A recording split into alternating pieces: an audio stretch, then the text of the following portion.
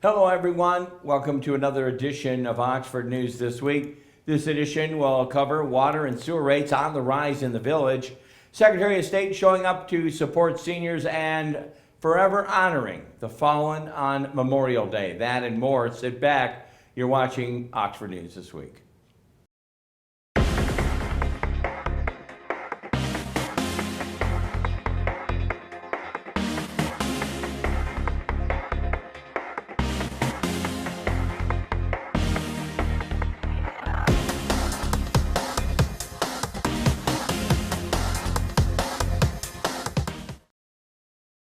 Welcome back to Oxford News This Week. I'm Jim Hughes. Terry Stiles off this week. Oxford Village residents will now face increased water and sewer rates beginning in July. During the Oxford Village Council meeting on the 14th of May, council members voted unanimously to approve the 2024-25 fiscal year budget, which included a rate increase. Water rate will increase by $5 per month. Sewer rates are going to go on the increase of $4 a month, totaling $9 per month. Council members say the rate increases are needed to combat inflation, help the village continue and save money by prepaying expenses. The money gained through the rate increases will be used to replenish funds used to prepay bonds in the 2020 and 2023, while water funds will help the village cover state mandated updates. Village Manager Joe Medora says the rate increase will create a $5,600 per month for the village. Other aspects of the new fiscal year budget include a park water main project, various other construction projects, the Oxford Police Department, and the Oxford DDA operating fund. The general fund balance as of May 7th is slightly over $2 million, while expected revenue is around $2.8 million and expenditures around $2.9 million. To view the 2024-2025 fiscal year budget, visit the village website. It's villageofoxford.org. The Secretary of State for Seniors, the Michigan Secretary of State mobile office is going to be coming back to the Oxford Senior Center in Thursday. That'll be June 13th. The Secretary of State 7 mobile offices bring services directly to Michigan's residents. The vans bring equipment, expertise, and can be set up in lobbies, shared spaces for senior centers, homeless shelters, foster care facilities, and other common organizations. Oxford seniors and seniors from neighboring communities are invited to book a visit from 10 a.m. to 3 p.m. The window, that's when they will be there. The mobile office also offers a variety of services, including renewing driver's licenses, title transfers, and applying for renewing that state identification card or even disability placards. Although the event was originally scheduled to benefit seniors only, no one will be denied assistance. For additional information or to schedule a visit, contact the Oxford Township Parks and Rec Supervisor Dawn Medici by calling 248-628-1720. This weekend, 2 events are set to honor the legacy and the memory of Justin Schilling. The first event is the Oxford Gravel Fondo, a cycling race, a fun ride starting at 9 in the morning on June 8th. Cyclists will take on 15, 36, 62, or even 80-mile dirt roads in southeast Michigan to benefit the Chooch Foundation. The Chooch Foundation is a nonprofit organization created in the honor of Justin Schilling that stands for Caring, Helping Others Often Creates Hope. Chooch. The event includes lunch, rest stops, snacks, water, sweepers, and SAG support. Cyclists will start and finish at the Oxford American Legion, and the event is free to all kids under 18. The second event is Justin's Nature Walk, a memorial walk to honor Justin Schilling, his love of outdoors, while raising funds to help conserve and protect the environment. The Nature Walk will also take place on June 8th and begins at 12 with an unveiling ceremony at 12:15. The walk begins on the Pollyann Trail near White Pine Coffee Roasters. The fundraiser was established by the Four County Community Foundation, and the registration includes both the walk and the shirt. Oxford resident Kip Kreigel was recently recognized for his extensive volunteer history in the community by Oakland County's Board of Commissioners. For the third consecutive year, commissioners from 8 districts recognized a person who aged 60 or older, who lives, works, and volunteers in their district, and consistently goes up above and beyond. And the May 22nd Board of Meetings, Kreigel received an Outstanding Older Adult Award from District 5 Commissioner Michael Spiz. During his presentation, Spiz said Kreigel has made a great progress in creating a community of participants and volunteers in his role as volunteer supervisor at the Oxford Senior Center. Kreigel has lived in Oxford for 24 years and also serves as a volunteer for Meals on Wheels and the Pollyann Trail. Kreigel shared the award with his wife, Barb, because she participates with him and supports all the same activities. This is the second award Kreigel has received for his work. In September of 2023, he was presented a Community Service Award from the Michigan Recreation and Park Association, M-Parks, congratulating him on his volunteer endeavors.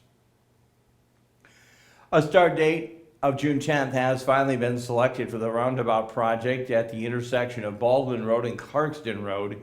The project is partnerships between the Road Commission, Oakland County, and Orion Township. Back in September of 2023, the project began when the Road Commission and Orion Township hosted a public meeting for the planned construction. The project will use about $3.2 million of federal and Road Commission and Orion Township's funds before a formal start of construction. Crews will connect Baldwin Court, also known as West Baldwin Road, to Baldwin Road to be used as part of the project and the detour route.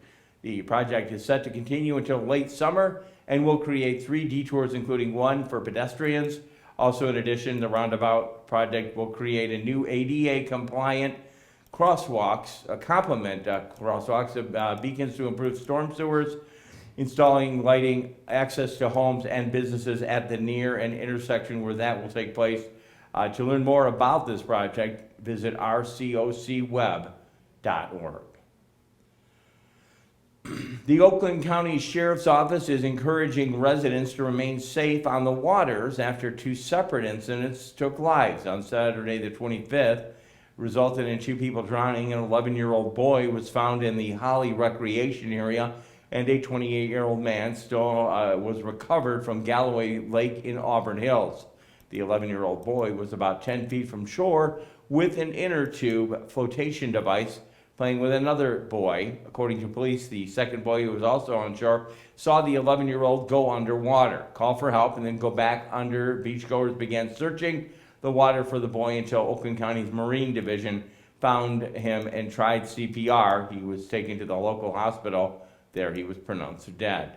The 28-year-old victim was identified as Juan Manuel Aranda of Brownsville, Texas. According to the Oakland County Sheriff's Office, he was fishing off a kayak and fell into the water. His body was located approximately 250 feet from the shore in 20 feet of water.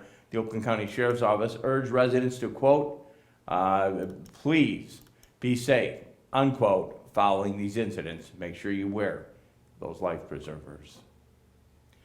In a separate segment that we have come to love and enjoy, in this week's Behind the Lens segment, It Takes a Village. On Thursday, May 23rd, volunteers gathered in the downtown Oxford to begin setting up for summer events while planting flowers, building furniture, decorating public spaces, and preparing the trolley for the summer ahead. New public use items include giant checkerboard, ping pong tables, Washington Square, and the volunteers got sick pizza too. The DDA Summer Nights will kick off and in gear during the first concert in the park, coming up on June 13th. That, of course, always on a Thursday. Looking forward to that for this upcoming summer concert series. With that, I'll have the last story at the end of this newscast. Stay there. Dave Kenny's got Auto Talk and Science in the News. I'm Jim Hughes. We'll be back on Oxford News This Week right after this.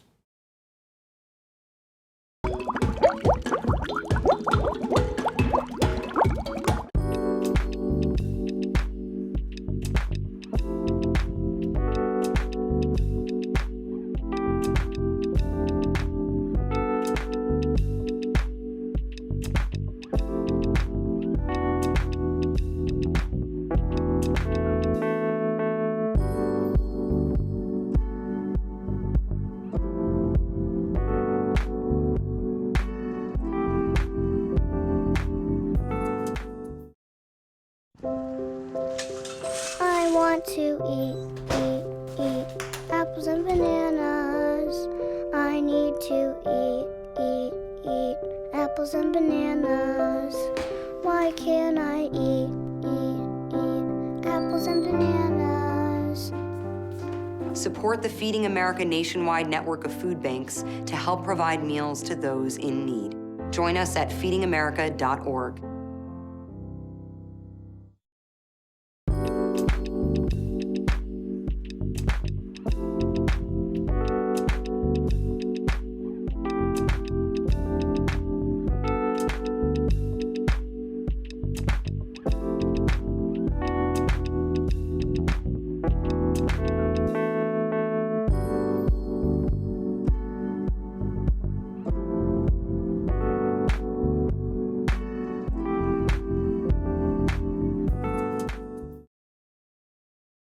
Welcome to this edition of Auto Talk. I'm Dave Kenny, and this story is taken from Automotive News.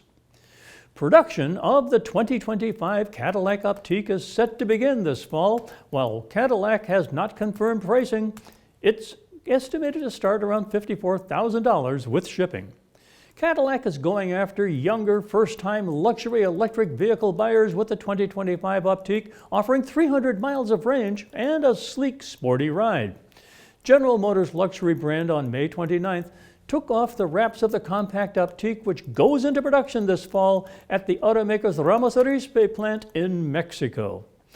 The Optiq slots between the gasoline-powered XT5 and the electric Lyriq in size.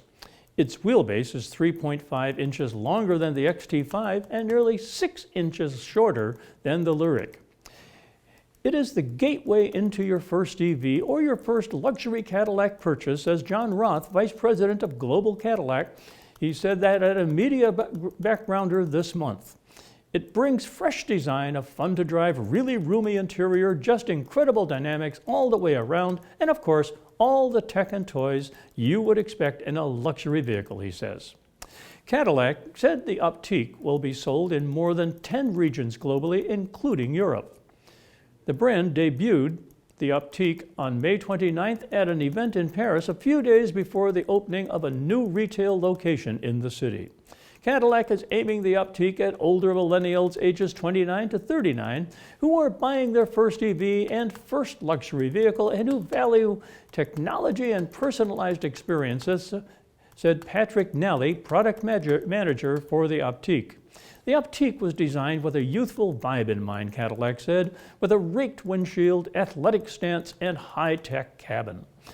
It will launch in 2 trim levels, luxury and sport, and have standard dual-motor all-wheel drive for 300 horsepower and 354 pound-feet of torque.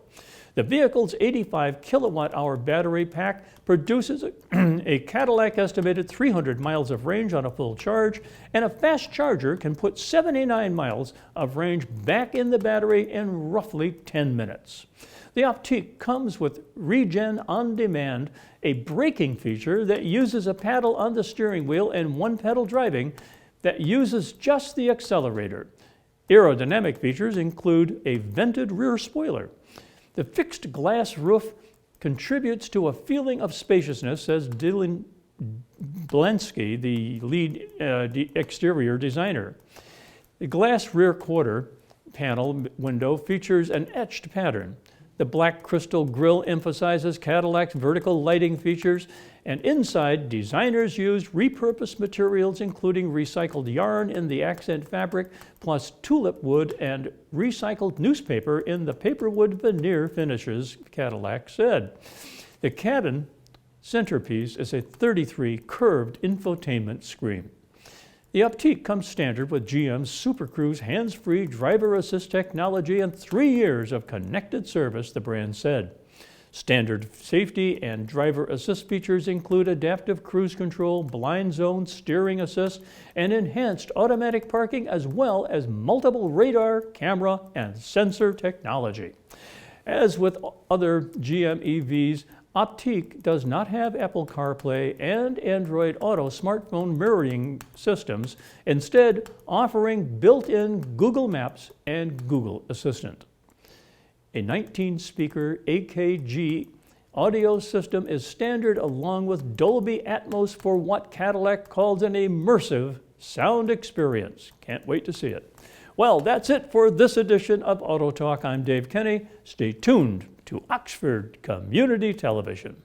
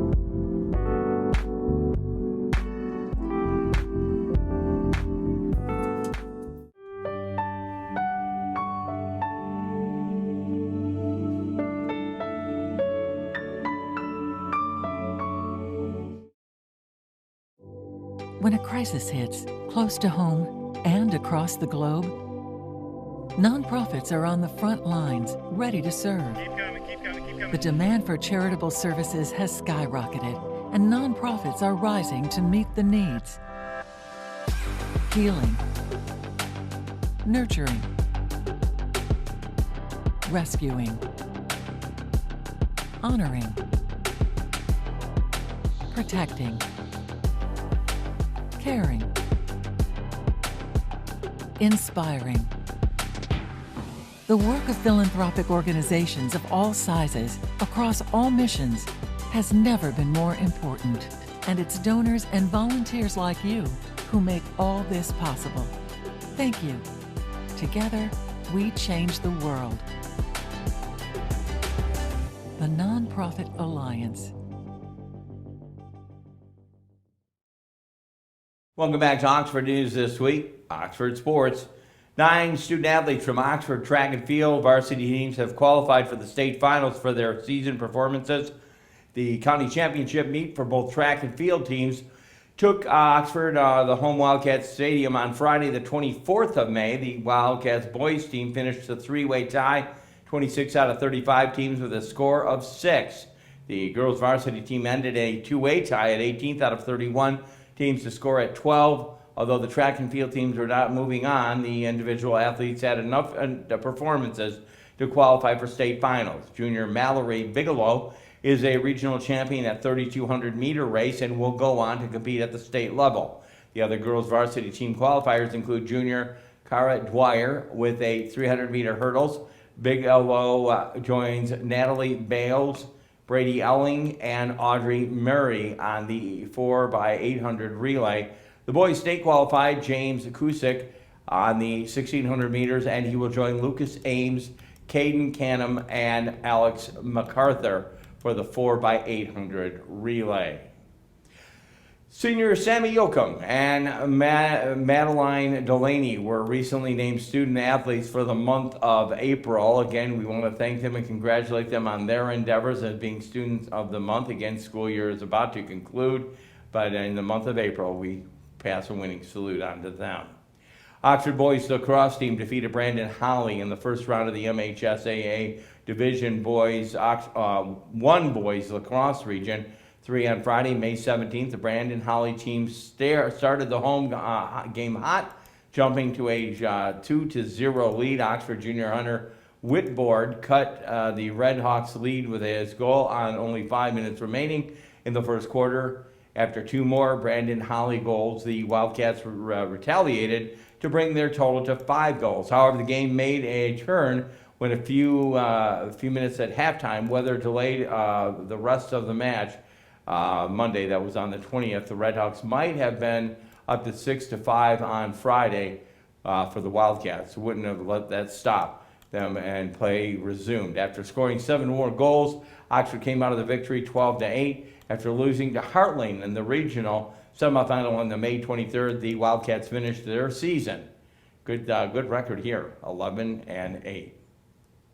Coming up, I'll have the last story. I'll be closing out the news. We know we have one more segment with Dave Kenny. He's ready for that. That's all coming up on Oxford News this week. Hi, I'm Peyton Manning, and I'm partnering with the American Red Cross this year to tackle blood shortages. Giving blood's important because every 2 seconds, someone actually needs blood, and unfortunately, only like 3% of the U.S. population donates. So we have to step up to give and to make sure there's plenty of blood available for those in need. Visit redcrossblood.org to get in the game and make an appointment to give.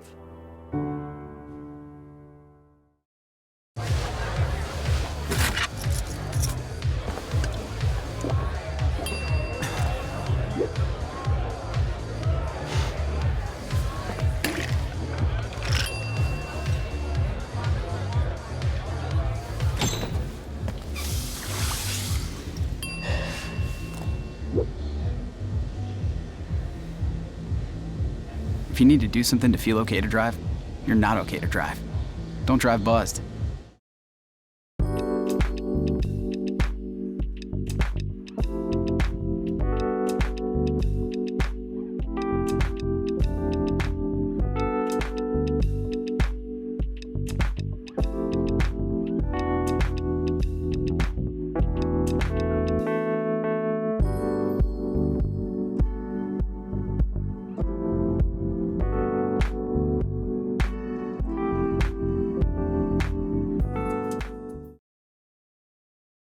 Welcome to Science in the News. I'm Dave Kenny, and this story is taken from New Scientist.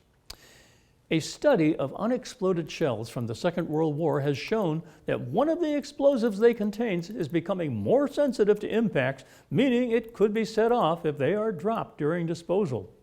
This explosive, called amytal, was widely used during the First and Second World Wars and is still in some of the ammunition being used during the Russian war in Ukraine.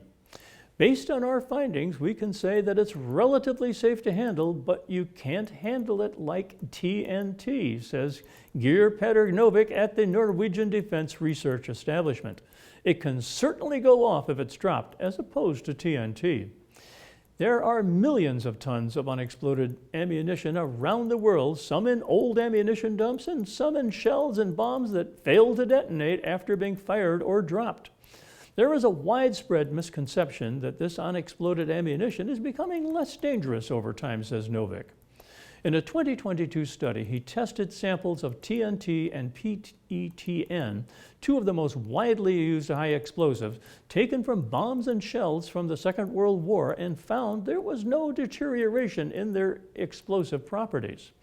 Now he has tested the impact sensitivity of 5 samples of amytal taken from unexploded World War II bombs and shells found in Norway. The test involved dropping weights from different heights on small samples to see what it takes to make them explode. All 5 samples were more sensitive to impacts than expected for amytal, with one sample being 4 times more sensitive. The findings will change how he and his team, and others for that matter, handle unexploded ordnance, says Novik. For instance, when clearing dumps, they will transport smaller quantities at a time. Now he plans to try to find out why the impact sensitivity is increasing. We suspect that it's the formation of sensitive crystals or salts, he says. This could be the result of contaminants from the manufacturing process or reactions with the metal casing as the lining deteriorates, or it may simply be due to aging. Amytal is the name used to describe explosives made from a mixture of TNT and ammonium nitrate. It was developed in 1915 by the Royal Arsenal in the UK when supplies of TNT ran low. Many countries stopped using amytal when TNT production ramped up towards the end of the Second World War, but in places such as the Soviet Union, it continues to be used. Several types of Soviet-era ammunition that are currently being used in the Ukraine are known to contain amytal, says Novik. It's impossible to say what percentage of unexploded ordnance around the world contains amytal, he says. But it was in 5 of 20 bombs and shells he cut open for the study, and he has found in the vast majority of unexploded World War II bombs he has examined.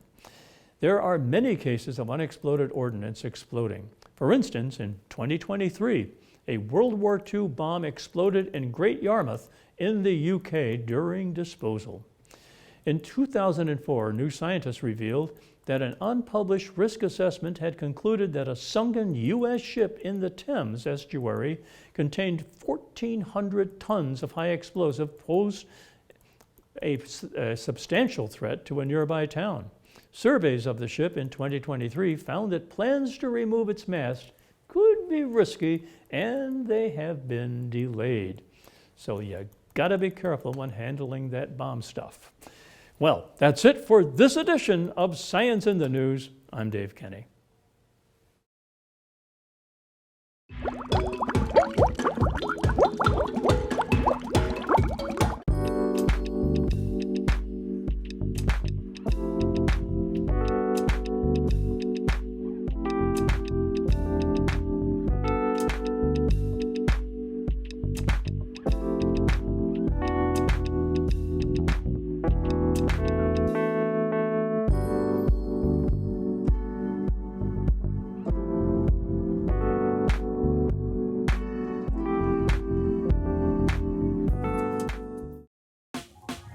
Last week, Brandon met a girl on a dating app.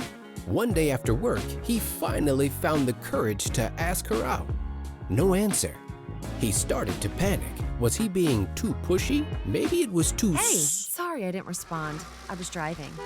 I would love to go on a date. How does tonight sound? Brandon tried to play it cool, but inside he knew. A girl so smart, so responsible. She must be a keeper.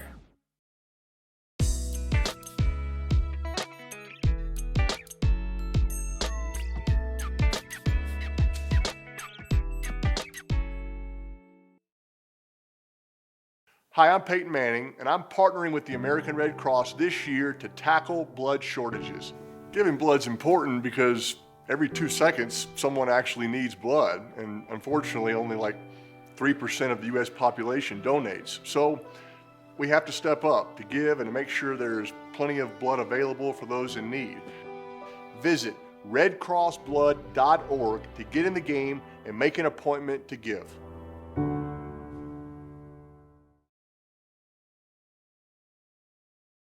Welcome back. Oxford News this week. About to put the wraps on this one, but in our last story this week, forever remembering the fallen. Memorial Day was last Monday, May 27th, and Oxford paid tribute to their veterans from all branches of the United States Armed Services through remembering and ceremony parades. Before the ceremony, Oxford Boy Scout Troop 366 set up the rows of white crosses in the Oxford Centennial Park. Each of the 45 crosses was adorned by the name of the Oxford resident who had died while serving in the conflicts of the American Civil War to Vietnam. As the names of the honored dead were read, during the Memorial Day ceremony, the Scouts placed dog tags on each cross. The parade began after the ceremony, and the crowd made their way to Ridgelawn Memorial Cemetery, where a second ceremony started with the placing of the wreath. The second ceremony concluded with the performance of the national anthem by the Oxford High School junior Avery Blumenstein and taps from the students from the Oxford High School marching band. Again, we salute those this past week of Memorial Day. That's going to wrap it up. Terry, I'm not sure what she's listening to in the car. She'll be gone for a few weeks, but we will have her back and we'll gracefully ask her that question. OCTV can be viewed on Spectrum Charter, Channel 191, Channel 99 on the AT&T Uver system. Check us out on YouTube, Facebook, Rumble, and Roku, and even on the smart TVs. If you have a show idea, maybe you'd like to be a volunteer, contact us at OCTV. Give our office a call, 248-628-9658. A very special thank you to our producer, Director Kyle Snage, all the videographers that go into our production, news writer Allison Miller, our programmer Connie Miller, program coordinator Dan Weiss, station manager Terry Stiles, who sometimes double bills as an anchor. For everyone here at OCTV, I'm Jim Hughes, hoping you have a safe week. I invite you back next week, and again, you and I will take a look at Oxford News this week. Have a great week.